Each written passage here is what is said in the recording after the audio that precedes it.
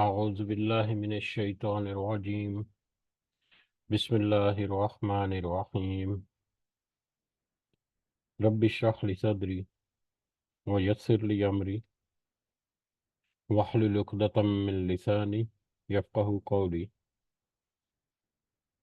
ربي يسر ولا تعسر وتمم بالخير. اللهم لا سهل إلا ما جعلته سهلا وأنت تجعل الحزن إذا شئت سهلا. اللهم انفعنا بما علمتنا وعلمنا ما ينفعنا وزدنا علما. آمین یا رب العالمین۔ آج ہم انشاءاللہ اللہ کے خاص فضل و کرم سے، اس کی خاص رحمت اور توفیق سے، آج ہم سورہ قاف شروع کرنے جا رہے ہیں۔ سب سے پہلے ہم اسی کی حمد اور اسی کا شکر اور اسی کی تعریف کرتے ہیں جس نے ہمیں یہ وقت اور یہ مہلت عطا فرمائی، جس نے ہمیں یہ سہولیات، یہ ضروریات، یہ رزق، یہ انعام و اکرام اور بے شمار فضل و کرم ہمارے اوپر کیا، اور خاص کر جس نے ہمارے دلوں میں یہ ڈالا کہ ہم اس بابرکت کلام کو سمجھنے کی کوشش کریں۔ اللہ تعالیٰ سے دعا ہے کہ اس کوشش میں ہمیں استقامت نصیب فرمائے، اس کی صحیح سمجھ اللہ تعالیٰ ہمیں عطا فرمائے، اس کے ذریعے سے اللہ ہمیں اپنی اور اپنے ساتھیوں کی اصلاح کرنے کی توفیق عطا فرمائے، اور دنیا کے ساتھ ساتھ اللہ ہمیں آخرت کی کامیابی اور بھلائی اور اپنا خاص فضل و کرم ہمارے شامل حال رکھے۔ آمین یا رب العالمین۔ آج کا سبق آگے بڑھنے سے پہلے ہم اپنا پچھلا سبق جو ہے وہ ایک دفعہ دہراتے ہیں، جو کہ سورۃ الحجرات کی آخری کچھ آیات، آیت نمبر 12 سے لے کر آنورڈ، جس میں اللہ تعالیٰ نے فرمایا: اے ایمان والو، بہت بدگمانیوں سے یا بہت زیادہ گمان سے بچو، یقین مانو کہ بعض گمان گناہ ہیں، اور بھید نہ ٹٹولا کرو، اور تم اور نہ تم میں سے کوئی کسی کی غیبت کرے۔ کیا تم میں سے کوئی بھی اپنے مردہ بھائی کا گوشت کھانا پسند کرتا ہے؟ تم کو اس سے گھن آئے گی، اور اللہ سے ڈرتے رہو، بے شک اللہ توبہ قبول کرنے والا ہے۔ اے لوگو، ہم نے تم سب کو ایک ہی مرد و عورت سے پیدا کیا ہے، اور اس لیے کہ تم آپس میں ایک دوسرے کو پہچانو، کنبے اور قبیلے بنا دیے ہیں۔ اللہ کے نزدیک تم سب میں باعزت وہ ہے جو سب سے زیادہ تقوی رکھنے والا یا ڈرنے والا ہے۔ یقین مانو کہ اللہ دانا اور باخبر ہے۔ دیہاتی لوگ کہتے ہیں کہ ہم ایمان لائے۔ آپ کہہ دیجئے کہ در حقیقت تم ایمان نہیں لائے، لیکن تم یوں کہو کہ ہم اسلام لائے، یا مخالفت چھوڑ کر مطیع ہو گئے، حالانکہ ابھی تک تمہارے دلوں میں ایمان داخل ہی نہیں ہوا۔ تم اگر اللہ کی اور اس کے رسول صلی اللہ علیہ وسلم کی فرما برداری کرنے لگو گے تو اللہ تمہارے اعمال میں سے کچھ بھی کم نہ کرے گا، بے شک اللہ بخشنے والا مہربان ہے۔ مومن تو وہ ہے جو اللہ پر اور اس کے رسول صلی اللہ علیہ وسلم پر پکا ایمان لائیں، پھر شک و شبہ نہ کریں، اور اپنے مالوں سے اور اپنی جانوں سے اللہ کی راہ میں جہاد کرتے رہیں۔ اللہ دعوائے ایمان میں یہی سچے اپنے دعوائے ایمان میں یہی سچے اور راست گو ہیں۔ کہہ دیجئے کہ کیا تم اللہ تعالیٰ کو اپنی دینداری سے خبردار کرتے ہو، یا کہہ دیجئے کہ کیا تم اللہ تعالیٰ کو اپنی دینداری سے آگاہ کر رہے ہو۔ اللہ ہر اس چیز سے جو آسمانوں میں اور زمین میں ہے بخوبی آگاہ ہے، اور اللہ ہر چیز کا جاننے والا ہے۔ اے مسلمان ہونے والے،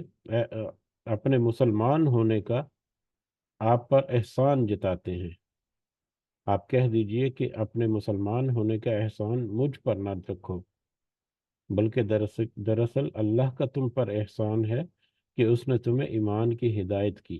اگر تم راست گو ہو۔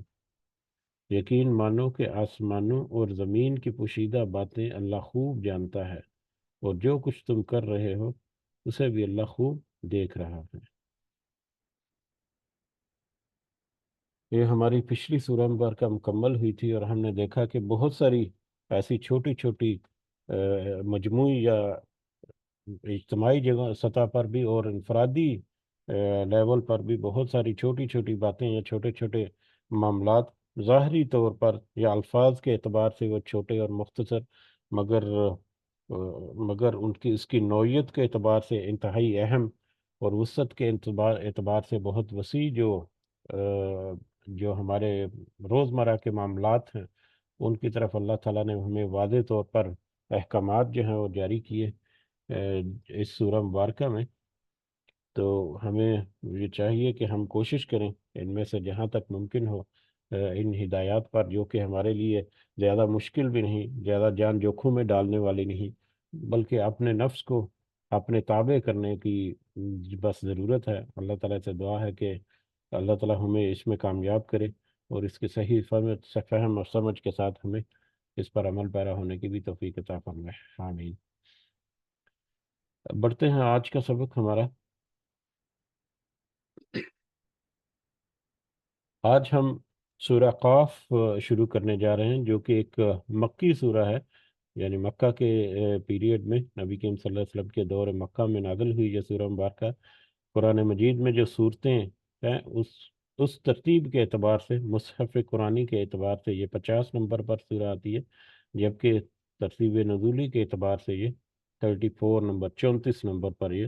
سورہ آتی ہے۔ اس میں 45 آیات ہیں اور 3 رکوع ہیں۔ 3 رکوع اور 45 آیات پر مشتمل سورہ قاف۔ قاف اسی سورہ مبارکہ کا سب سے جو پہلی آیت میں آنے والا یہ لفظ ہے، اور یہ حروف مقطعات میں سے ہے، تو اس لیے اس کا کوئی معنی اور مفہوم تو ہمیں پتہ نہیں، صرف اللہ اور اس کے رسول صلی اللہ علیہ وسلم جو ہیں وہ جانتے ہیں۔ لیکن اس سورہ مبارکہ میں کیونکہ یہ ورڈ آیا ہے، اس کی مناسبت سے اس کی پہچان کے لیے اس کا نام جو ہے وہ قاف رکھ دیا گیا۔ زمانہ نزول کے اعتبار سے دیکھیں تو جیسا کہ ہم نے دیکھا یہ مکی سورہ ہے، اور اس کے بارے میں کوئی ٹھوس روایات اس طرح سے نہیں ملتی کہ ایگزیکٹلی یہ کس زمانے کی ہے، لیکن اس کے موضوعات اس طرف اشارہ کرتے ہیں کہ جب اسلام کو کھلے عام اعلان کر دیا نبی کریم صلی اللہ علیہ وسلم نے، یعنی 3 سن نبوی، وہاں سے لے کر 1-2 سال، یعنی 3 سن نبوی سے 5 سن نبوی تک کا جو پیریڈ ہے، 3 4 5 جو پہلے سال ہیں، ان سالوں کے درمیان میں یہ سورہ مبارکہ جو ہے وہ نازل ہوئی۔ اور یہ کیونکہ ایک مکی سورہ ہے، تو لہٰذا اس وقت کے حالات اور واقعات جو ہیں، یا اس وقت کے جو معاملات تھے، وہی اس کا بیک گراؤنڈ ہے۔ اب ہم یہ دیکھتے ہیں کہ پچھلی ہم نے کچھ صورتیں جو ہیں وہ مدنی پڑھی، مدنی صورتوں میں اور مکی صورتوں میں جو حالات و واقعات میں جو سب سے بڑا ڈفرنس جو ہے وہ مخاطب کا ہے، کہ وہاں پر لوگ جو ہیں وہ کس طرح کے ہیں۔ مدنی جو دور ہے یا مدینہ میں تو مشرقین جو ہیں گو کہ وہ اپنی طاقت کے اعتبار سے تھوڑا سا مطلب مکہ کی نسبت کم ہے، لیکن اس کے علاوہ دشمنوں کی صف میں یا مخالفین کی صف میں مشرقین کے ساتھ ساتھ وہاں پر منافق جو ہیں وہ بھی ہیں، جو اپنی ہی صفوں کے اندر جن کو ڈھونڈنا اور پہچاننا جو ہے وہ بھی ایک بڑا چیلنج۔ اور اس کے علاوہ یہود و نصارہ جو ہیں وہ کھلے طور پر وہاں پر سامنے نظر آتے، اور اس اعتبار سے مکہ میں جو بڑا کھلا دشمن جو ہے وہ مشرقین مکہ یا قریش مکہ یا اہل مکہ، جو کہ ابھی تک شرک کی روش میں ہے۔ اور اگر اس سورہ مبارکہ کا نزول کا دور جو ہے پہلے، یعنی نبوت کے جو تیسرے سے 5ویں سال کے درمیان یہ جو 3 سال ہیں، اس پر اگر ہم دیکھیں تو اس میں اسلام کے خلاف اسلام کا پیغام جو ہے وہ تو کھل کر سامنے آنا شروع ہو چکا ہے، اور اس کی مخالفت جو ہے وہ بھی کھل کر سامنے آ چکی ہے۔ شروع میں تو اس طرح سے ظلم و ستم اور اس طرح سے زیادتیاں جو ہیں وہ نہیں ہوئی معاشرتی اور معاشی معاملات میں، لیکن مخالفت جو ہے وہ کھل کر پہلے دن سے ہی، پہلے لمحے سے ہی کھل کر سامنے آ گئی۔ اور اس مخالفت کی وجہ سے پھر طرح طرح کے باتیں جو ہے وہ بھی اس میں نظر آتی۔ نبی کریم صلی اللہ علیہ وسلم کو یہ سب سے بڑا مشکل تھا ان کے لیے، مکہ والوں کے لیے، یہ چیز ماننا کہ نبی کریم صلی اللہ علیہ وسلم جو ہے بحیثیت انسان اور ان کے اپنے ہی قبیلے یا اپنے ہی لوگوں میں سے اللہ نے ان کو رسول कैसे चुन लिया, या वो रसूल कैसे हो सकते हैं? अगर रसूल तो कोई फरिश्ता या कोई माफोकुल फितरत किस्म की कोई चीज़, कोई जिन वगैरह होना चाहिए। और फिर कुरान मजीद जो है उसके ऊपर उनका सबसे बड़ा एतराज़, कि कुरान जो है हम कैसे मान लें कि ये कुरान जो है अल्लाह ताला की तरफ नाज़िल है, कोई फरिश्ता ज़मीन पर लेकर उतरता या अल्लाह खुद ज़मीन पर आ जाता, ये किताब को दिखा के हम यकीन कर लेते कि ये किताब जो है अल्लाह ताला की तरफ से नाज़िल करता है। और फिर ये कुरान के अंदर जो जो दलाइल है उनकी, जो शिरक और उनकी पुरानी घिसी पिटी रसूमात जो है, उनके उनके रद्द के तौर पर उन दलाइल के मुकाबले में उनके पास कोई दलील, कोई एविडेंस, कोई सबूत, कोई इस तरह से मतलब उनका काउंटर जो है वो उनके पास नहीं होता था, जिसकी वजह से वो फिर मतलब जब बेदलील इंसान हो जाता है, जब उसके पास कोई दलील बाकी नहीं रहती, तो फिर वो बेजा मुखालफत पर उतर आता है, फिर वो तरह तरह के हीले बहाने करता है और बेतुकी बातें करके। तो यही मुशरिकीन का रवैया था कि उन्होंने तरह तरह की बातें की नबी करीम सल्लल्लाहु अलैहि वसल्लम को भी और कुरान मजीद के बारे में भी, कि माज़अल्लाह नबी करीम सल्लल्लाहु अलैहि वसल्लम जो है वो कोई मजनून है, या कोई कोई साया वगैरह, कोई जिन वगैरह का असर हो गया, या कोई उन्होंने कोई कोई गुलाम जो है पढ़ा लिखा वो अपने कब्जे में किया हुआ है और उससे वो लिखवा कर ले आते हैं, या इस तरह की तरह तरह की बातें। और फिर इस्लाम की मुखालफत करना। तो ये सारे रवैये जो हैं, ये सारे रवैये इसके बैकअप में बनते हैं। हाँ, मुआशरती एतबार से कुछ हालात जो हैं वो ऐसे हैं, क्योंकि शुरू में जब 3 सन 90 में वाज़े तौर पर ऐलान किया अल्लाह ताला के हुक्म से, ओपनली जब किया, तो फौरन ही जैसे ही उन्होंने सुना, फौरन ही उन्होंने उसका इनकार कर दिया और फौरन ही उसकी मुखालफत शुरू कर दी। और वो मुखालफत पर तदरीज बढ़ती चली गई, बढ़ती चली गई। और फिर हम देखते हैं कि 5 6 7 सन 90 से फिर मतलब मजालिम जो है उनका सिलसिला भी पीक पर जाना शुरू हो गया, और फिर मुसलमानों को पहले हबशा वगैरह की तरफ हिजरत भी करना पड़ी, और फिर अल्टीमेटली मदीना की तरफ हिजरत करना पड़ी सारे मुसलमानों को और नबी करीम सल्लल्लाहु अलैहि वसल्लम को भी। और कुछ मजबूर जो हिजरत करने से रह गए, उनके लिए उनकी भी कुछ अपनी मजबूरियां थी जिनको अल्लाह ताला ने माफ़ भी किया, और उनको उनके सारे बारे। तो शुरू शुरू में जब ये सूरह मुबारक नाज़िल आ रही, मुखालफत तो खुल कर है, लेकिन अभी तक उस तरह से बड़े जुल्म सितम जो हैं वो नहीं आए। अभी तक कह लें कि उनके दलाइल जो हैं वो चल रहे हैं। शुरू शुरू में बस एक दूसरे के साथ बात करना कि हमारे तो बाओ अजदाद की वजह से ये सारा है, वो उनके काउंटर में कि बाओ अजदाद की क्या बात करते हो तुम, अपने अपने नफ्स को पहचानो तो तुम्हें पता चले, अल्लाह की निशानियों को पहचानो। अल्लाह ताला की बहुत सारी निशानियां जो हैं उनका तज़किरा जो है वो हमें मिलता है मक्की सूरतों में, जिससे अल्लाह का तारफ़ और अल्लाह को पहचानने में बड़ी आसानी होती है। उसमें मुख्तलिफ लेवल की निशानियां हैं, ज़मीन की तरफ देख कर, आसमानों की तरफ देख कर, मुख्तलिफ तरह के मामलात जो हैं जो ज़मीनों और आसमानों में हो रहे हैं उनकी तरफ थोड़ा सा इशारा करके जिक्र किया गया। इसके अलावा उनके जो शिरक है उसके रद्द के लिए मुख्तलिफ तरह के जो आयात हैं वो सारी। तो ये सारी बातें जो हैं वो मतलब खिताब भी इसी तरह से है और हालात वाक़यात भी इसी तरह से है, क्योंकि मक्की सूरह शुरू हो रही है तो उसके हमारे जहनों में ये रहना चाहिए कि उस वक़्त का माहौल कैसा है। इसलिए थोड़ा सा हमने याद दहानी के लिए इसका तज़किरा किया। इसके साथ ही हम आगे बढ़ते हैं, आज का सबक शुरू करते हैं। लेकिन सबक शुरू करने से पहले सूरह क़ाफ के मुतलका कुछ जो रिवायात हमें मिलती हैं सही बुखारी और सही मुस्लिम वगैरह में, उससे हमें पता चलता है कि ये सूरह क़ाफ जो है नबी करीम सल्लल्लाहु अलैहि वसल्लम ईदैन की नमाजों में ये तिलावत करते थे। उसके अलावा जुम्मा का खुतबा जो है उसमें भी नबी करीम सल्लल्लाहु अलैहि वसल्लम जो है वो सूरह क़ाफ जो है वो मतलब पढ़ते थे या तिलावत करते थे। यानी इन रिवायात से अंदाज़ा होता है कि जहाँ पर मजमा या जहाँ पर ज़्यादा लोग इकट्ठे होकर नबी करीम सल्लल्लाहु अलैहि वसल्लम को सुनने आते तो वहाँ पर यानी सूरह क़ाफ को एक ख़ास अहमियत हासिल थी, और इसकी वजह जो है उसके मौज़ूआत है, और उसमें फिर एक इंज़ार इंज़ार जो है, यानी एक वार्निंग जो है, अर्ली वार्निंग जो है जहन्नम के बारे में उन लोगों के लिए जो शिर्क को नहीं छोड़ेंगे, या जो मतलब सही रास्ते से सही तौर पर अल्लाह के रास्ते पर नहीं चलेंगे, उनके लिए एक जो अर्ली वार्निंग्स हैं उनको डराया जो गया है, उस बाबत भी इसमें बड़ा कुछ अहम आयात आएंगी इंशाअल्लाह। तो इसी मुख्तसर तारीफ के साथ हम बढ़ते हैं आज का सबक जो है। आउज़ु बिल्लाहि मिनश शैतानिर रजीम बिस्मिल्लाहिर रहमानिर रहीम। क़ाफ, ये तो हरूफ मुक़त्तात में से हमें पता है। والقرآن المجید، قسم ہے بڑی شان والے قرآن کی۔ مجید جو ہے یہاں پر اس کا مطلب جو ہے وہ بڑی شان والا کیا گیا ہے۔ اور مجید جو ہے اس کے مختلف معنی اور مفہوم ہے۔ عام طور پر ہم جب قرآن مجید جو اس کا ہم نام جب لیتے ہیں، خاص کر ہم اردو میں، تو زیادہ تر سب سے زیادہ جو ہے دو الفاظ یا دو اس کے بارے میں مطلب نام جو ہیں وہ زیادہ پکارے جاتے ہیں، ایک قرآن مجید اور ایک قرآن کریم۔ ٹھیک ہے، زیادہ تر ہم اردو میں قرآن مجید ہی کہتے ہیں۔ تو مجید جو ہے،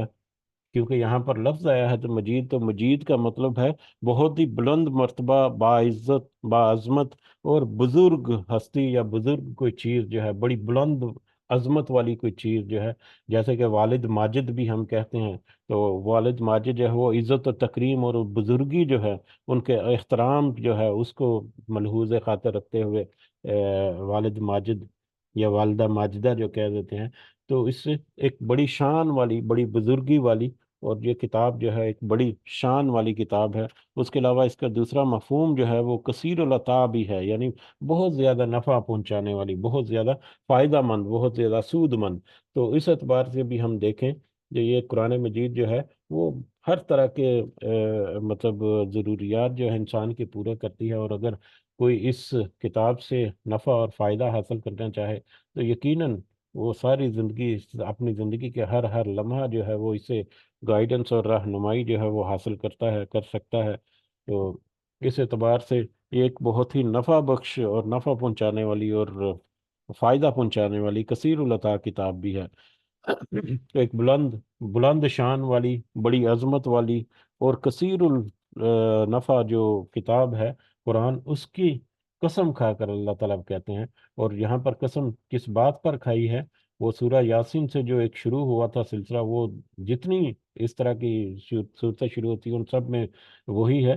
کہ اس میں تھا یاسین والقرآن الحکیم انک لمن المرسلین، کہ بے شک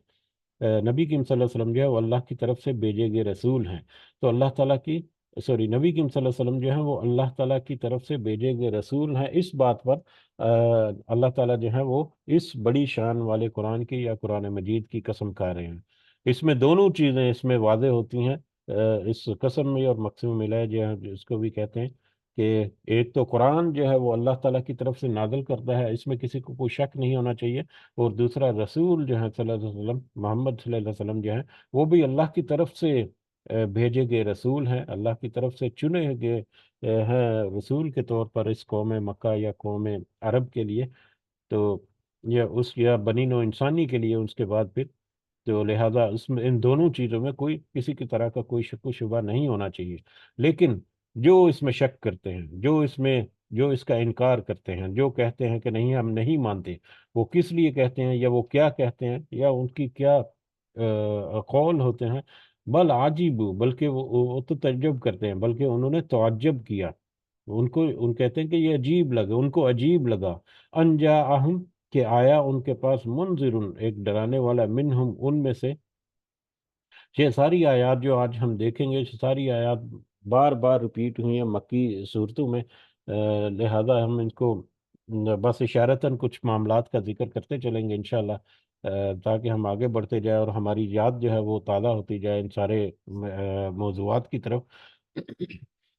بلکہ انہوں نے تعجب کیا کہ آیا ہے ان کے پاس ایک ڈرانے والا،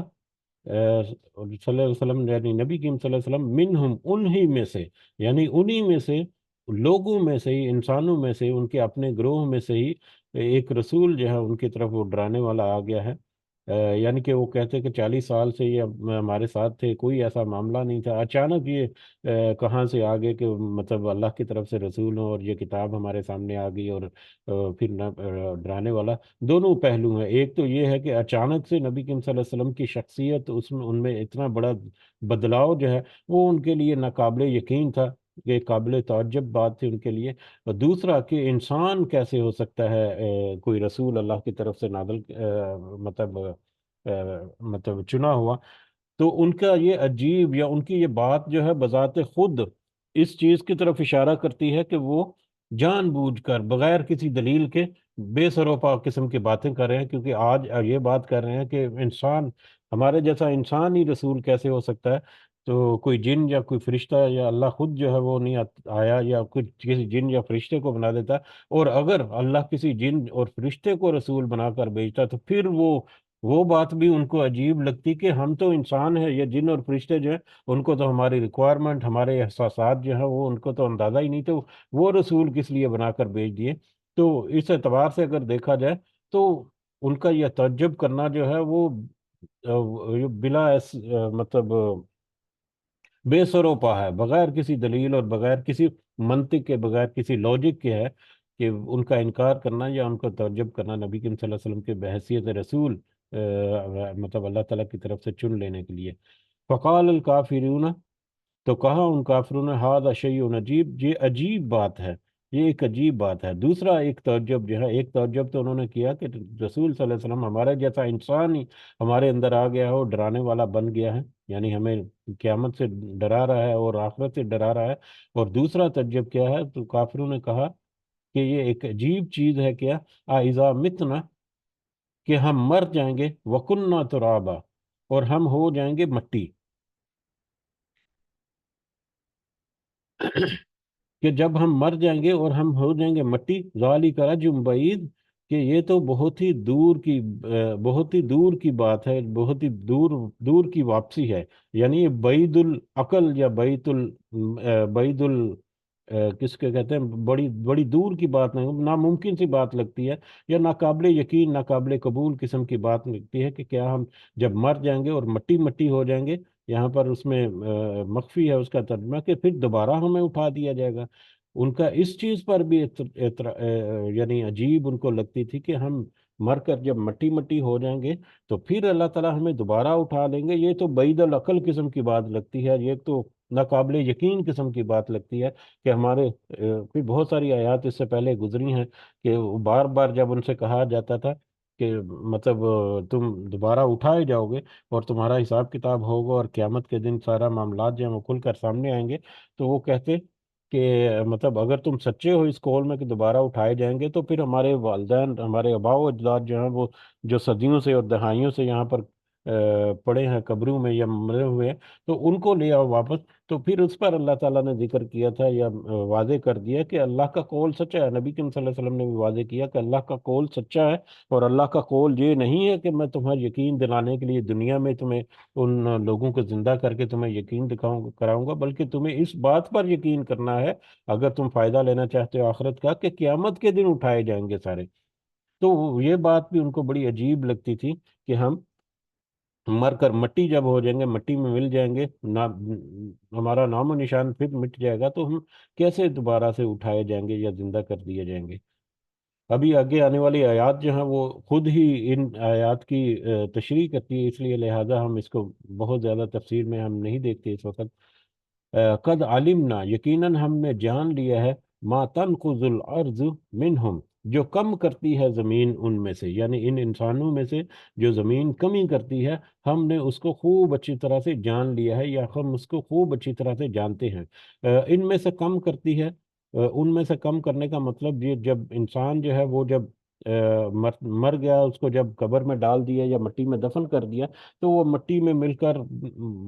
ٹائم کے ساتھ ساتھ وہ ریزہ ریزہ ہو جاتا ہے، مٹی کا حصہ بن جاتا ہے، ایون کہ ہڈیاں جو ہے وہ بھی ایک وقت آتا ہے ایک لمبے عرصے کے بعد کہ وہ بھی گل سڑ کر ڈیکمپوز ہو کر وہ بھی زمین کا مٹی کا حصہ ہی بن جاتی ہیں۔ تو وہ جب اس بات پر ان کو تعجب کہ جب انسان جو ہے وہ مر کر ریزہ ریزہ ہو گیا، مٹی میں مل گیا، اس کی تو کوئی شناخت ہی نہیں ہوتی کہ یہاں پر کوئی انسان تھا، تو کیسے ہم دوبارہ اٹھائے جائیں گے؟ تو اللہ کہتے ہیں کہ اس کا ایک ایک ذرہ، ایک ایک چیز جو اس مٹی نے کم کر دی یا اس مٹی نے یہاں سے غائب کر دی، نظروں سے اوجھل کر دی، اس دنیا کی ظاہری نظروں سے، اللہ کہتے ہیں کہ ہم نے اس کو اچھی طرح سے جان لیا، ہم اس کو بہت اچھی طرح سے جانتے ہیں کہ وہ کون سے ذرے تھے، وہ کون سے مطلب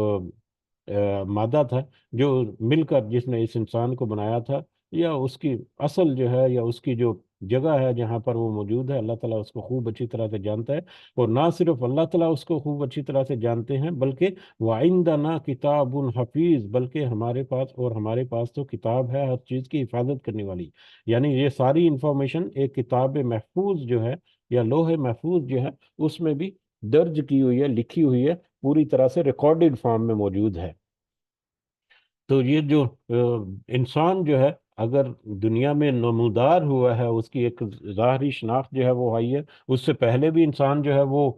کچھ نہیں تھا، اس سے پہلے بھی اس کا کوئی نام و نشان نہیں تھا، کوئی عطا پتہ نہیں تھا کہ کوئی اس نام کا، اس شخصیت کا، اس طرح کا انسان جو ہے وہ اس دنیا میں کبھی آئے گا بھی۔ پھر اللہ تعالیٰ نے جب اپنے علم سے اس انسان کو دنیا میں بھیج دیا، اسی طرح سے اس دنیا سے وہ غائب بھی کر دیا، ماں سوائے چند ان انسانوں کے جنہوں نے ہسٹری میں کوئی نام پیدا کر لیا، اچھا یا برا، جن کو بعد میں جانا جاتا ہے، وہ بھی صرف نام سے ہی ان کو جانا جاتا ہے، ان کی ظاہری طور پر ان کا کوئی مطلب وجود جو ہے اس دنیا میں موجود نہیں ہوتا۔ لیکن اللہ تعالیٰ کے علم کے احاطے میں سب چیز ہے، اور وہ تو کتاب محفوظ میں ریکارڈڈ فارم میں بھی اویلیبل ہے۔ بل کذبوا بالحق کی، بلکہ انہوں نے جھٹلایا حق کو، لما جاءہم، جب وہ آ گیا ان کے پاس، یعنی یہ حق یا یہ سچ جو ہے ان کے پاس آ جانے کے بعد، ان کے پاس واضح ہو جانے کے بعد بھی انہوں نے اس حق کو جھٹلا دیا۔ فہم فی امر مریج، پس وہ ایک معاملے میں الجھے ہوئے ہیں، بس وہ اس معاملے میں الجھے ہوئے ہیں۔ اب جب حق جو آ گیا، کچھ ترجمے جو ہیں اس کے وہ اس طرح کے ملیں گے کہ جیسے ہی حق ان کے پاس آیا انہوں نے اس کو جٹلا دیا، جیسے ہی ان کے سامنے سچ جو ہے یا اللہ کا پیغام جو ہے ان کے سامنے آیا، فوراً ہی انہوں نے جٹلا دیا، بغیر کوئی سوچے سمجھے، بغیر کوئی تحقیق کیے، بغیر کچھ مطلب کوشش کی ہے، فوراً ہی انہوں نے بس جٹلا دیا کہ ہاں۔ جب نبی کریم صلی اللہ علیہ وسلم نے کہا وہ ایک پہاڑ پر کھڑے ہو کر کے اگر میں کہوں کہ اس پہاڑ کے پیچھے سے دشمن جو ہے وہ لشکر لے کر آ رہا ہے حملہ کرنے کے لیے، تو کیا تم مان لو گے؟ تو سب نے کہا ہاں، آپ تو صادق اور امین ہیں۔ لیکن جیسے ہی انہوں نے کہا کہ کہو کہ اللہ ایک ہے اور اس کے سوا کوئی معبود نہیں، تو فوراً ہی انہوں نے اس کا انکار کر دیا کہ یہ کہ اللہ ایک کہاں سے آ گیا، ہمارے تو اتنے معبود پڑے ہوئے ہیں جن کو ہم پوجا پجاری کرتے ہیں، تو وہ تو ہمارا تو سارا مطلب ختم ہو جائے گا سارا معاملہ۔ تو بغیر کسی سوچ سمجھ کے، بغیر کسی تحقیق کے، بغیر کسی منطق اور لوجک کے، انہوں نے بغیر کوشش کیے فوراً ہی اس کا انکار کر دیا، اور پھر اس میں الجھے ہوئے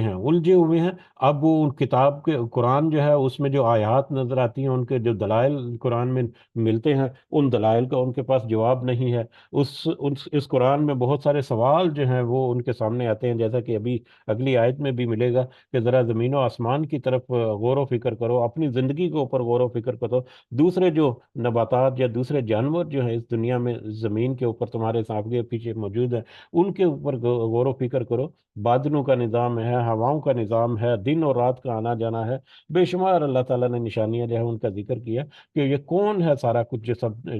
جو اس نظام کو چلا رہا ہے، اور خاص کر کون ہے جس نے اس پوری کائنات کو، آسمانوں اور زمین کو بنایا۔ تو اس کا جواب بھی ان کے پاس، جواب تو یہی ہے کہ اللہ نے بنایا، لیکن پھر اس اللہ کی بات کا پھر انکار کرنے کے لیے ان کے پاس کوئی دلیل نہیں باقی ہے، اپنے آباء و اجداد کی رسم و رواج کو پھر اس میں وہ مخالفت کرتے ہیں، اور ان کے پاس سمجھ نہیں لگتی کہ ہم اس کا جواب کیسے دیں۔ نبی کریم صلی اللہ علیہ وسلم کی شخصیت یا ان کے جو قول ہیں ان کے بارے میں بھی ان کے پاس کوئی دلیل نہیں، وہ خود ان کو صادق اور امین کا ٹائٹل دے چکے ہیں، اور اب 40 سال بعد جبکہ ان کو کوئی ایسی خواہش بھی نہیں کہ وہ مال و دولت جمع کریں اور ان کو رتبہ حاصل کریں اور کوئی سرداری چاہتے ہیں، وہ اس طرح کا کوئی ان کو نہیں ہے، کوئی اس طرح کا میٹر، ان کا کوئی لالچ اور ہرس نہیں ہے، اس کے بغیر وہ اس طرح کی باتیں جو ہے نبی کریم صلی اللہ علیہ وسلم کے سامنے آتی تو اس پر بھی وہ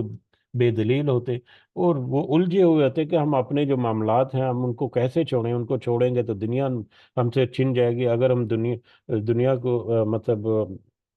ہم دنیا کو پکڑ کر رکھتے ہیں تو ان باتوں کا جواب ہمارے پاس نہیں ہے۔ تو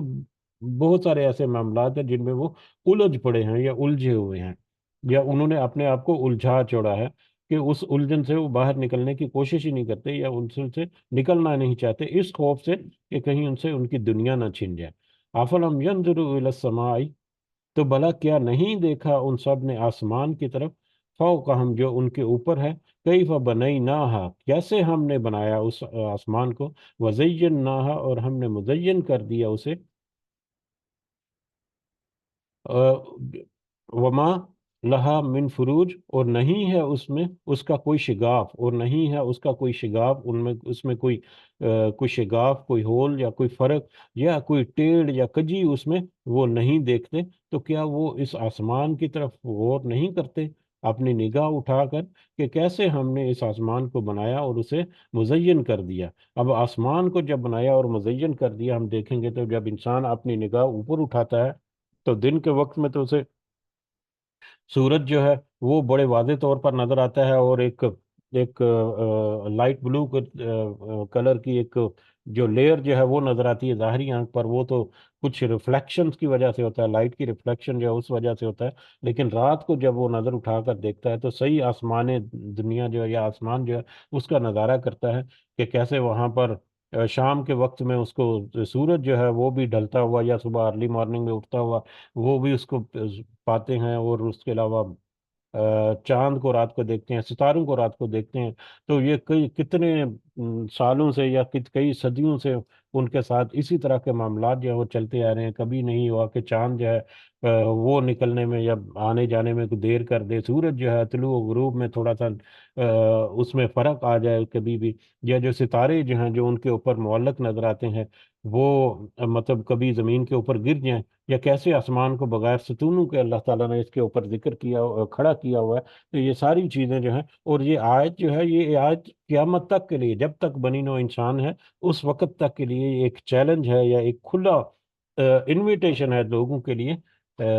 کہ ذرا غور و فکر کرو کہ یہ اس کی تخلیق کیسی ہوئی، اس کو بنایا کیسے، اس کو ترتیب کیسے دیا، اس کو مزین کیسے کیا۔ ایک ترتیب ایک بنانا ہوتا ہے، کسی چیز کو بنا دینا، پھر اس کی تزین و آرائش جو ہے وہ کس طرح سے اس کو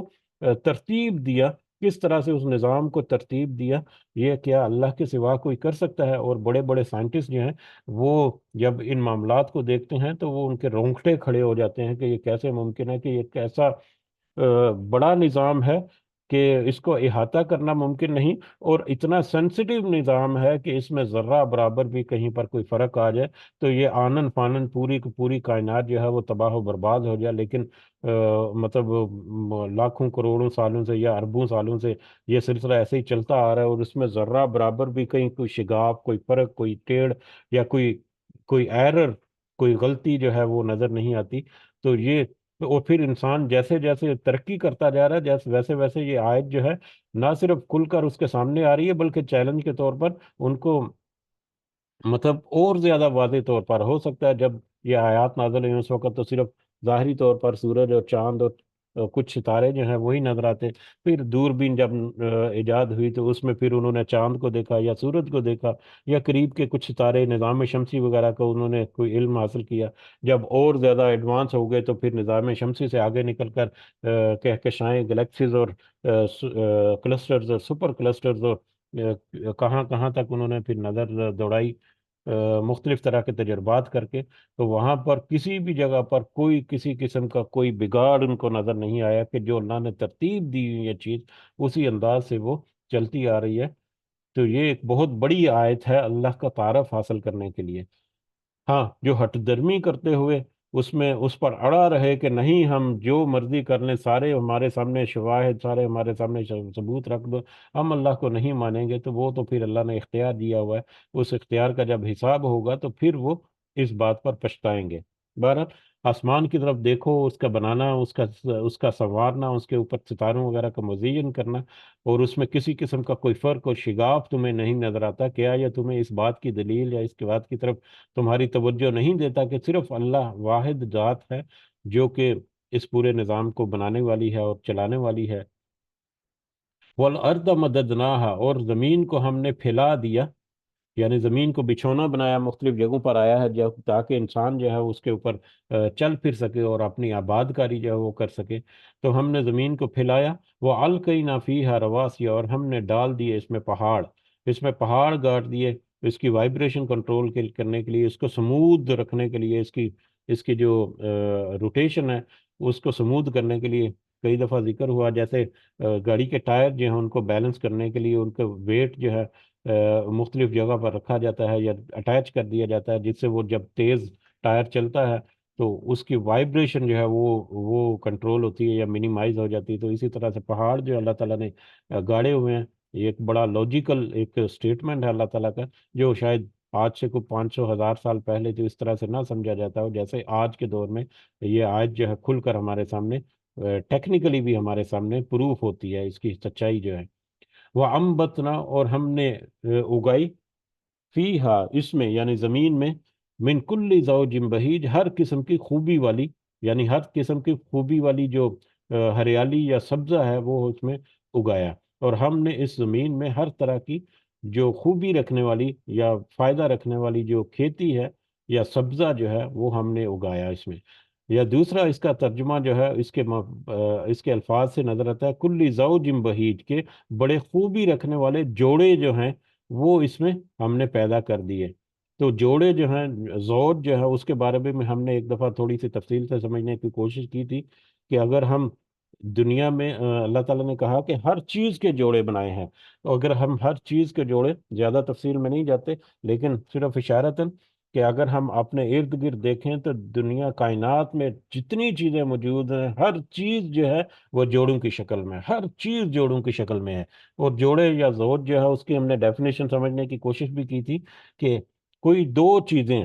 چاہے وہ ایک دوسرے سے ملتی جلتی ہوں، چاہے وہ ایک دوسرے سے مختلف ہوں، لیکن وہ کسی ایک کام کو انجام دے رہی ہیں، کسی ایک مقصد کو مکمل کرنے کے لیے وہ دونوں چیزیں مل کر آپس میں ایک کوآرڈینیشن کے ساتھ کچھ کام کر رہی ہیں تو وہ جوڑا ہو جاتا ہے. جیسے انسان یعنی مرد اور عورت کا جوڑا جو ہے میاں اور بیوی کا، کہ دونوں ظاہری اعتبار سے کچھ ان میں خوبیاں، کچھ معاملات میں وہ مختلف ہے، بہت سارے معاملات میں وہ دونوں جو ہے ان کی جسامت اور ان کا اٹھنا بیٹھنا اور ان کا ماحول جو ہے وہ سملر ہے، لیکن وہ کس طرح سے نسل انسانی کو آگے لے کر بڑھنے کا ذریعہ ہے تو وہ ایک جوڑا ہے. دن اور رات جو ہے وہ کیسے بالکل آپس میں ایک دوسرے سے مختلف ہیں، لیکن دن کی زندگی اور رات کی زندگی، اور جب دن اور رات کا تسلسل چلتا ہے تو زمین کے اوپر زندگی کس طرح سے رواں دواں ہے. تو یہ ساری چیزیں اور بھی بہت ساری تفصیل ہم نے سمجھنے کی کوشش کی تھی. اگر ہم اپنے ارد گرد چیز دیکھیں تو ہر چیز جو ہے وہ جوڑے کی شکل میں نظر آئے گی. صرف اکیلی ایک ذات جس کو ہم پہچان سکیں جو واحد ہے وہ اللہ ہے. تو اللہ وہ اکیلا ہے، واحد ہے. اس کے علاوہ جتنی چیزیں ہیں اس کائنات میں سب کسی نہ کسی طرح سے اللہ کے مرہونے میں، نہ جو اللہ کے تو محتاج ہیں ہی، ایک دوسرے کے بھی محتاج ہیں اپنی زندگی کو برقرار رکھنے کے لیے. ایک دوسرے کا ساتھ ان کو چاہیے. تو بہرحال پھر اس نے اللہ تعالیٰ نے زمین کو پھیلا دیا، اور اس میں پہاڑ گاڑ دیے، اور پھر اس میں طرح طرح کے خوبی رکھنے والے جوڑوں کی شکل میں نباتات جو ہیں، یا نباتات جو ہیں اللہ تعالیٰ نے پیدا کر دی. تب سیرا یہ دکھانے کے لیے ہے، تب سیرا بصیرت جس کو کہتے ہیں، دور اندیشی جو ہے، مستقبل بینی جو ہے، یا غور و فکر کر کے ذرا جائزہ لینا جو ہے، بڑی تفکر کر کے اور بڑے گہرائی کے ساتھ جائزہ لینا جو ہے، یہ تب صرف دکھانے کے لیے. یہ سب کچھ اللہ تعالیٰ جو ہے ذکر کر رہے ہیں، اس کی طرف اشارہ کر رہے ہیں دکھانے کے لیے، و ذکر اور یاد دلانے کے لیے، لکل عبد منیب ہر رجوع کرنے والے بندے کو، ہر وہ بندہ جو رجوع کرنے والا ہے، جو تھوڑا سا فہم اور عقل کے ساتھ کام لینے کی کوشش کرنے والا ہے، یا جو تھوڑا سا ان بایسڈ ہو کر اس بات کو سمجھنے کی کوشش کرنے والا بندہ ہے، اس کے لیے، اس کے دکھانے اور اس کو یاد دلانے کے لیے کہ اللہ ہی واحد اکیلی ہستی ہے جو قابل پرستش ہے، قابل عبادت ہے، معبود ہے. تو صرف وہی ہستی ہے، اس کو پہچانو. تو جو تو رجوع کرنے والے، غور و فکر کرنے والے بندے ہیں، ان کے لیے یہی نشانیاں کافی ہیں کہ وہ اللہ کو ان نشانیوں سے پہچان لیں. پھر مطلب یعنی کہ ان کو ہدایت اور نصیحت رہنمائی کر دی کہ یہ ان چیزوں کو دیکھو، تمہیں اس قرآن کی سچائی اور نبی کریم صلی اللہ علیہ وسلم کی سچائی جو ہے وہ تمہارے سامنے آشکار ہو جائے گی. وَنَزَّلْنَا مِنَ السَّمَاءِ مَاءً اور ہم نے آسمان سے پانی اتارا، مبارکن جو بابرکت ہے. ہم نے آسمان سے بابرکت پانی اتارا. برکت کا بھی ہم نے ایک دفعہ سمجھنے کی کوشش کی تھی کہ برکت کیا ہے. برکت ایک اضافہ ہوتا ہے، ایک برکت ہوتی ہے. سیلری میں یا انکم میں یا روزگار میں اضافہ جو ہے اس کا مطلب یہ ہے کہ ایک مہینے کا اگر ایک لاکھ روپیہ ہے یا 1 لاکھ ہے تو 1 لاکھ سے بڑھ کر وہ 1,10,000 20,000 40 50,000 ہو جائے تو وہ اضافہ ہے. لیکن برکت کیا ہے کہ وہ 1 لاکھ میں ہی اتنی اس کی آسودگی یا اس میں اطمینان قلب یا اس میں سے فائدے جو ہیں اس طرح سے میکسیمائز ہو جائیں کہ وہ ہو سکتا ہے کہ 2 لاکھ سے بھی زیادہ اس میں سیٹسفیکشن جو ہے انسان کے لیے. تو برکت جو ہے در حقیقت جو کسی بھی چیز میں جو چھپے ہوئے پوٹینشل جو ہیں، اس کے اندر جو چھپی ہوئی خوبیاں اور خصوصیات جو ہیں، وہ ان کا اجاگر ہو جانا یا ان کا ظاہر ہو جانا، یہ در حقیقت برکت ہے. تو اس کی بھی لمبی ایک تفصیل ہے انشاءاللہ، کبھی موقع ملا تو دوبارہ سے ہم یاد کریں گے. لیکن یہاں پر پانی کو بابرکت اللہ تعالیٰ نے کہا. پانی بابرکت کیسے ہے؟ کہ پانی یعنی کہ وہ زمین کے اوپر نازل کرتا ہے اللہ تعالیٰ بارش کی شکل میں، وہ زمین کے اوپر کھیتی نکالتا ہے. ٹھیک ہے، کھیتی نکالنے میں، زمین کے اوپر زندگی کو نمودار کرنے میں، یا زندگی کی بقا اور زندگی کی جو تسلسل ہے اس کو قائم رکھنے میں ایک اہم رول پلے کرتا ہے. اور پھر وہ واپس اپنے سمندر کی طرف رستہ کر لیتا ہے، یا واپس مطلب بخارات کی شکل میں اڑ کر واپس بادل بن جاتا ہے، اور دوبارہ سے یہ سلسلہ جو ہے وہ شروع ہو جاتا ہے. تو یہ بہت ساری ٹیکنیکل چیز ہے، اس میں ہم نے کئی دفعہ اس کا ذکر کرنے کی کوشش کی ہے. ایک برکت کی ایک اور بھی، برکت کی کیا ڈیفینیشن نہیں، لیکن یہ پانی بابرکت کیسے ہے؟ کہ پانی ایک ایسی چیز ہے جو آتا ہے، ایک زندگی جو ہے وہ نمودار ہوتی ہے اس پانی کی مدد سے دنیا کی زمین کے اوپر. پھر وہ پانی جو ہے وہ مختلف شکلوں میں، چاہے بہتا ہوا ندی نالوں کی شکل میں، یا وہ ویپورائز ہو کر واپس سے بادلوں میں مل جاتا ہے، اور پھر دوسری جگہ پر پایا کر دوبارہ سے برف پڑتا ہے. تو یہ ایک سلسلہ ایسا چل جاتا ہے جیسا کہ ایک جو کیمسٹری وغیرہ جانتے ہیں ان کو ایک ٹرم ہے کیٹالسٹ. کیٹالسٹ ٹرم ایک یوز ہوتی ہے. وہ کیٹالسٹ کوئی بھی ایک ایسی چیز، کوئی بھی ایسی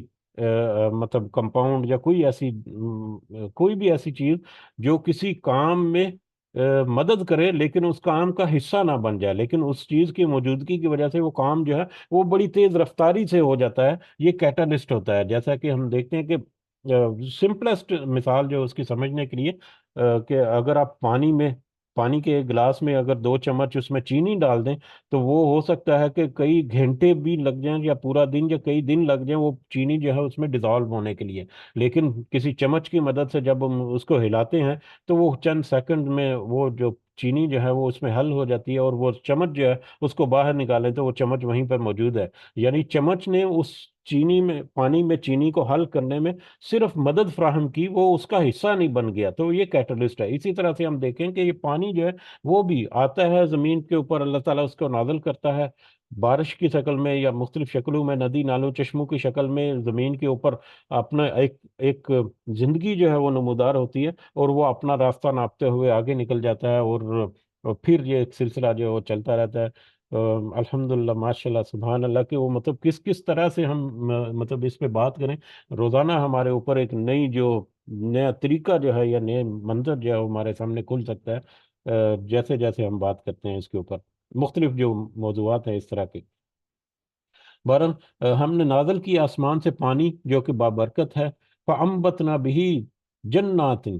اور اس پانی کے ذریعے سے ہم نے اگائے باغات، یعنی درخت وغیرہ، پھلدار درخت جو ہے ڈگلتے ہیں وہ باغات میں ہوتے ہیں عام طور پر. وَحَبَّ الْحَصِيدِ، اور دانے کاٹے جانے والی کھیتی. اور دانے کاٹے جانے والی کھیتی یعنی یہ عام فصلیں جو ہیں اناج وغیرہ کی، جس میں یہ گندم اور جو اور باجرہ وغیرہ، یا جو جو مطلب موسمی فصلیں ہوتی ہیں مختلف طرح کی، وہ فصلیں جو ہیں اب باغات میں، جو درخت جو ہے وہ تو وہاں پر موجود رہتا ہے، لیکن اس کا پھل جو ہے وہ ایک موسم میں اس کا پھل حاصل کر لیا جاتا ہے، اور پھر اگلے موسم میں دوبارہ سے پھل. لیکن جو کھیتیاں جو ہیں وہ ہر سال، یا ہر 6 مہینے بعد، یا 4 مہینے بعد، جو بھی ان کا پیریڈ ہے، اس پیریڈ میں جیسے ہی وہ کھیتی اپنا پھل دیتی ہیں تو وہ کھیتی کو پورا کا پورا جڑ سمیت اس کو کاٹ دیا جاتا ہے، اس کو اکھاڑ دیا جاتا ہے، اور وہ پھر واپس ختم ہو جاتی ہے، مٹ جاتی ہے وہ کہہ لیں. تو وہ بابرکت پانی، ہم نے اس بابرکت پانی سے ہم نے اس کے ذریعے سے پھر باغات بھی اگائے، اور کاٹی جانے والی کھیتیاں جو ہیں وہ بھی اٹھائیں. اور یہ کاٹی جانے والی کھیتیاں جو ہے یہ انسان کی زندگی کی طرف بہت ہی خوبصورتی کے ساتھ اشارہ کرتے ہیں، کہ انسان کی زندگی کیسے ہے، کیسے وہ اس زمین سے اٹھتا ہے، اس زمین سے نمودار ہوتا ہے. اللہ تعالیٰ اس کو شناخت دیتے ہیں، پھر اپنی شناخت جو اللہ تعالیٰ واپس لے لیتے ہیں، اور اسی زمین میں پھر مر کر مٹی کا مٹی ہو جاتا ہے، اور پھر ناپید ہو جاتا ہے. تو یہ فصل جو ہے، فصلوں کا جو مطلب آنا جانا ہے، یہ انسان کی زندگی کی طرف بہت خوبصورتی سے اشارہ کرتے ہیں، اسی لیے بار بار اس کا ذکر جو ہے مختلف آیات میں آیا۔ بہرحال وحب الحسید، اور دانے کاٹے جانے والی کھیتی جو ہے، وہ اگائی اس بابرکت پانی سے، والنخل، اور کھجوروں کے درخت، باسقات، بلند و بالا، جو کہ بلند و بالا اونچے، لہا تل ان، لہا تل ان نزید، ان کے خوشے طے بتہ، جو جب ان کے خوشے جو ہیں کھجوروں کے درخت کے، یا کھجوروں کا پھل یا خوشہ جو ہے، اس کو دیکھا جائے تو کیسے ترتیب کے ساتھ اوپر نیچے لگی ہوئی کھجوریں جو ہیں ایک خوشے میں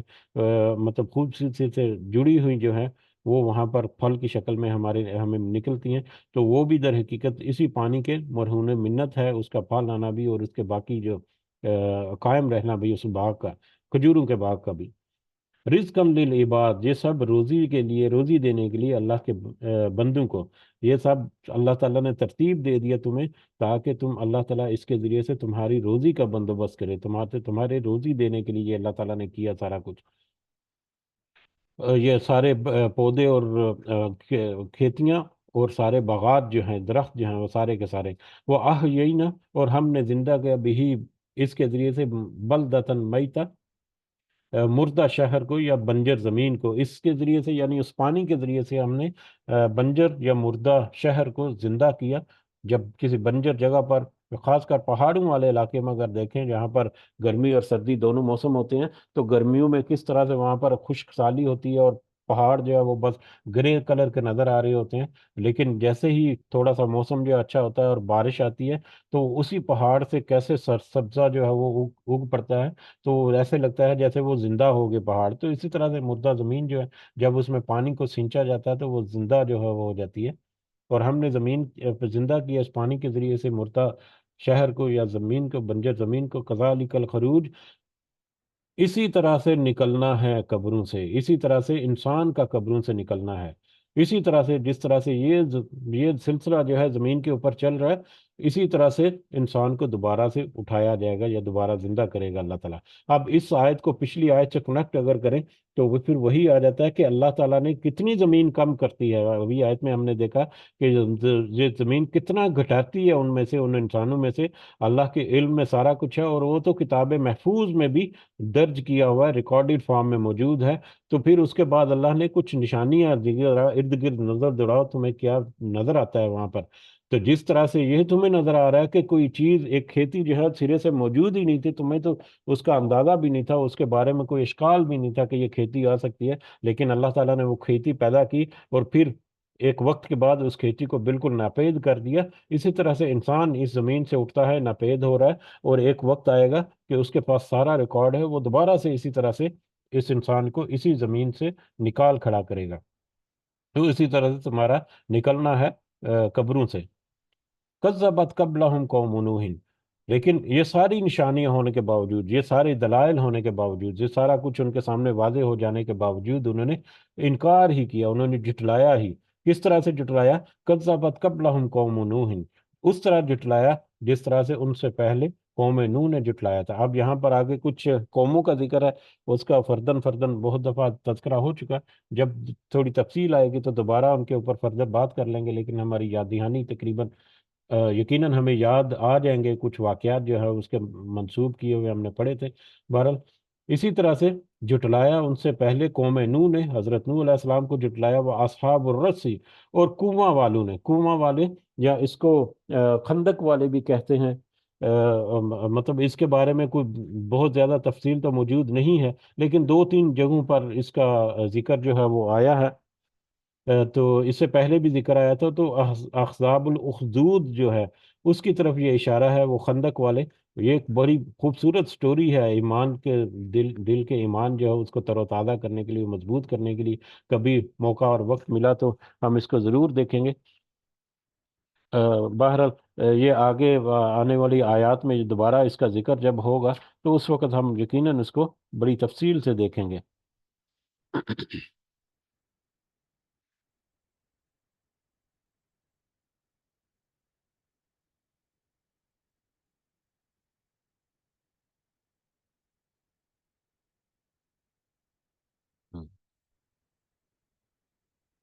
تو احزاب الخدود کا واقعہ ہم دوبارہ دیکھیں گے انشاءاللہ، یہ آیات جب آئیں گی، و سمود و عاد، و سمود و عاد، اور سمود اور عاد اور سمود کی قومیں بھی کس طرح سے وہ طاقتور ترین قومیں تھیں اس وقت کی، مالی اعتبار سے بھی اور جسمانی طاقت کے اعتبار سے بھی، انہوں نے بھی اپنے جو رسول ان کے پاس آئے، نبی آئے، ان کو جٹلایا۔ وہ فرعون، اور فرعون نے بھی اس وقت حضرت موسیٰ علیہ السلام کو، وہ اخوان لوط، لوط اور لوط کے بھائیوں قوم لوط نے بھی حضرت لوط علیہ السلام کو جٹلایا۔ وہ اصحاب الایکتی، اور ایکا والوں نے یا جنگل والوں نے، یہ قوم شعیب جو ہے، یا حضرت شعیب علیہ السلام کا مدین کے پاس ہی کوئی جنگل یا کوئی ایک درخت کا نام تھا ایکا، تو وہاں کی جو آبادی تھی، حضرت شعیب علیہ السلام جو ہے وہی ان کی طرف بھی مبعوث تھے، تو انہوں نے بھی حضرت شعیب علیہ السلام کو جٹلا دیا۔ وہ قوم تبا، اور قوم تبا قوم سبا کے بارے میں ہم نے دیکھا، حضرت سلیمان علیہ السلام کے کی دعوت پر جو قوم سبا جو ہے، ملکہ سبا نے آ کر وہاں پر اسلام قبول کیا، اور قوم سبا جو ہے اسی کا ایک ذیلی قبیلہ یا اسی کا ایک دوسرا نام جو ہے وہ تبا ہے، ان کو بھی اللہ تعالیٰ نے بڑی وسیع خوشحالی جو ہے وہ عطا کی ہر اعتبار سے، لیکن انہوں نے بھی بعد میں مطلب اس دین کو اس سے چھوڑ دیا، بھول بھلاتے ہو گئے، تو یہ سب نے اپنے نبیوں کو جٹلایا۔ کل کذب الرسل، سب نے جٹلایا رسولوں کو، فحق کا،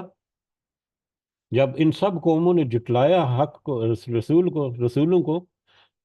تو فحق کا وعید، تو ثابت ہو گیا میرے عذاب کا وعدہ، تو ان کے ساتھ تو اللہ تعالیٰ نے وعدہ کیا تھا کہ وہ ان کو نیست و نابود کر دے گا، ان کو سزا دے گا دنیا میں بھی، اور آخرت میں تو سزا جو ہے وہ یقیناً ٹھہر چکی ہے، تو اسی طرح سے ان کے اوپر اللہ تعالیٰ کا وعدہ جو ہے وہ اللہ نے سچ کر دکھایا۔ اب یہ بہت بڑی وارننگ جو ہے یہ مشرکین مکہ کو دی جا رہی ہے، کہ بہت سارے یہ رسولوں کا یا قوموں کا ذکر کر کے بتا دیا کہ اس سے پہلے بہت سارے واقعات تم جان چکے ہو، ان کے جو باقیات ہیں، ان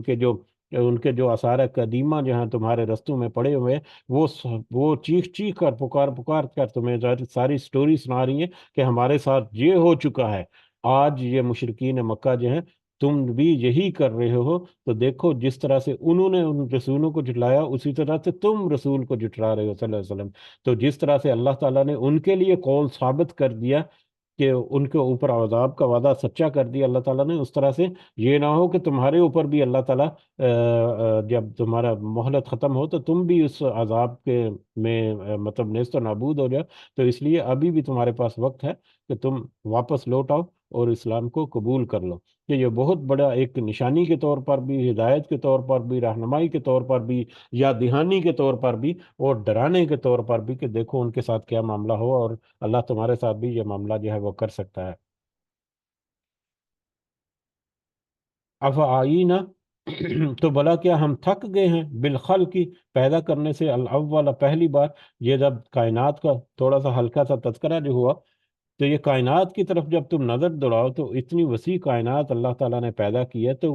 تمہارا کیا خیال ہے، یہ تمہیں کیا لگتا ہے کہ اللہ تعالیٰ، تمہیں کہیں سے لگتا ہے کہ کیا اللہ تعالیٰ اس پہلی بار تخلیق کرنے سے تھک گیا، اس میں کہیں کو تمہیں کمزوری نظر آئی ہو؟ یہی آیت پہلے گزری تھی کہ اس میں کوئی شگاف نہیں پائیں گے، کہ صدیوں سے یا اربوں سالوں سے یہ چلتی آ رہی ہے، اس میں کہیں تمہیں لگا کہ کہیں پر کوئی کمزوری ہے، کہیں پر کوئی خلل پڑا ہے، کہیں پر کوئی ایسا مطلب معاملہ ہو گیا جس کو درست کرنے کی ضرورت ہے؟ ہر چیز جو ہے وہ اسی طرح سے چلتی آ رہی ہے، اور یہ اس بات پر اشارہ ہے کہ یہ اللہ تعالیٰ کے لیے یہ ساری کی تحقیق کرنا یہ بڑی بات ہے ہی نہیں ہے، یہ تو بالکل معمولی سی بات ہے، تو کیا تمہیں لگتا ہے کہ اللہ تعالیٰ پہلی بار پیدا کر کے تھک گیا، یا پہلی بار پیدا کر کے وہ کہ دوبارہ سے وہ پیدا نہیں کر سکتا ہے؟ خاص کر انسان کے بارے میں، کہ اس کائنات کو نظر دوڑا کر ذرا غور کرو کہ کیا تمہیں لگتا ہے کہ اللہ تعالیٰ تھک جائے گا کہ دوبارہ تمہیں پیدا نہیں کر سکتا؟ ایسا تو ناممکن ہے کہ اللہ تعالیٰ اپنے وعدے کو یا اپنی قول کو سچا ثابت نہ کرے، یقیناً تمہیں دوبارہ پیدا کرے گا اللہ تعالیٰ، اس کے پورے اختیار میں ہے، قدرت میں ہے۔ بل ہم فی لبسن، بلکہ وہ تو شک میں ہے، من خلق جدید، نئے سرے سے پیدا کرنے سے، بلکہ وہ تو اس میں شک و شبے میں پڑے ہوئے ہیں کہ کیسے اللہ تعالیٰ دوبارہ سے پیدا کرے گا، کیسے وہ دوبارہ سے اللہ تعالیٰ زندہ کرے گا انسانوں کو، جبکہ اللہ تعالیٰ نے واضح طور پر ان کی نشانیاں جو ہیں وہ ساری کی ساری کھول کر سامنے رکھنی، کہ ان کے اوپر غور و فکر کرو، اور پھر ان کو کمپیئر کرو تم اپنی ذات سے، اپنی جو حیثیت ہے اس کے ساتھ، تو تمہیں سارا کا سارا جو ہے منطق اور لاجک اور ہر طرح کی عقلی اور نقلی دلیل مل جائے گی کہ اللہ تعالیٰ یقیناً اپنے قول میں سچا ہے، اور وہ قول جو ہے وہ سچ ثابت کر دکھائے گا۔ ایک وقت آئے گا کہ سب کے سب جو ہے وہ اسی طرح سے قبروں سے نکال کر تمہارے اس اللہ کے سامنے حاضر کر دیے جائیں گے۔ اس وقت جو تو اس دنیا میں جنہوں نے اس حق کو قبول کیا، وہ تو وہاں پر ایک سکون کی زندگی میں ہوں گے، پر آسائش ہوں گے، اطمینان میں ہوں گے، اللہ تعالیٰ کی طرف سے خاص رحمت ان کے اوپر ہوگی۔ لیکن جنہوں نے انکار کیا، جو اپنی ہٹ درمی میں رہے، ایون جو وہ لوگ جنہوں نے ظاہری طور پر کلمے کے طور پر یا الفاظ کے طور پر انہوں نے قبول کر بھی لیا، اپنے معاملات میں وہ کمزور رہے، نافرمانی کرتے رہے، وہ بھی وہاں پر ایک دفعہ ٹھٹک جائیں گے اور ایک دفعہ پریشان ہو جائیں گے، اور یقیناً پھر وہ اپنے آگے والی منزل جو ہے جہنم کی طرف جب اپنے آپ کو جاتا ہوا دیکھیں گے، پائیں گے، اس راستے کی طرف دیکھیں گے، یا واضح جب ان کے نظر آ رہی ہوگی، تو اس وقت وہ پچھتائیں گے، اور اس وقت وہ گڑ گڑائیں گے اللہ تعالیٰ سے کہ ہمیں واپس ایک دفعہ اور موقع دے، لیکن کیونکہ وہاں پر موقع ختم ہو چکا ہے، تو اس لیے آج یہ سارا انذار، یہ سارا ڈرانا جو ہے وہ آج اس لیے ہے کہ کل کو تم جب وہ وقت ہے تو اس میں تمہارے پاس کوئی ہیل بہانہ حجت نہ ہو کہ تمہیں موقع نہیں دیا گیا۔ تو اللہ تعالیٰ سے دعا ہے کہ اس موقع کو، اس مہلت سے فائدہ اٹھاتے ہوئے میں اپنی اصلاح کر کے ان نیک بندوں میں شمار ہونے کی اللہ تعالیٰ ہمیں توفیق عطا فرمائے کہ جو کہ پہلے بیچ میں جنت میں جانے والے ہیں، اور اللہ تعالیٰ ہمیں گناہوں سے اور ایسے جو سارے معاملات سے دور رکھے، خاص کر شرک کے معاملات میں، توحید کے معاملات میں اللہ تعالیٰ ہمیں بہت واضح ہدایت اور نصیحت عطا فرمائے کہ ہم توحید جو ہے اس کے اوپر ڈٹے رہیں، اور شرک کا کوئی کسی بھی قسم کا شائبہ جو ہے وہ ہماری زندگی میں نہ آئے۔ آمین یا رب العالمین، وما علینا الا البلاغ المبین۔ اگر کچھ اضافہ آپ کرنا چاہیں تو آپ کر سکتے ہیں، جزاکم اللہ خیرا کثیرا۔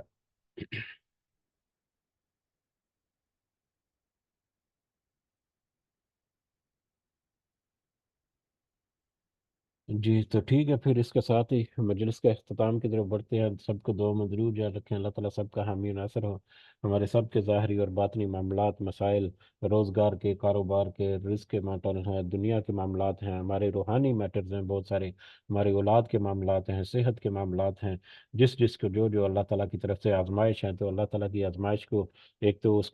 کے اوپر پورا اترنے کی توفیق دے، اس کے اوپر صبر اور شکر کی اللہ تعالیٰ ہمیں توفیق دے، اور اس کے ساتھ اللہ تعالیٰ ہمیں آسانی عطا فرمائے کہ ہم اس دنیا میں جو آسانی زندگی جو ہے وہ گزار سکیں، اور آخرت میں بھی ہم کامیاب ہو سکیں۔ اس دنیا میں جو اللہ تعالیٰ نے ہمیں رزق عطا کیا، جو فضل و کرم میں دیا، عطا فرمایا، اس سے میں اللہ تعالیٰ آخرت کمانے کی بھی توفیق عطا فرمائے۔ آمین یا رب العالمین۔ رب ارحمہما کما ربیانی صغیرا، رب ارحمہما کما ربیانی صغیرا،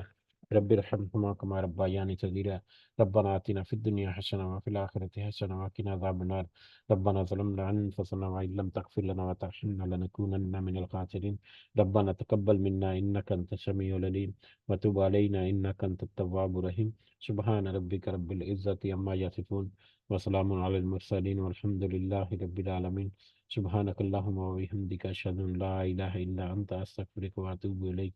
جزاكم الله خيرا كثيرا۔ السلام علیکم ورحمۃ اللہ وبرکاتہ۔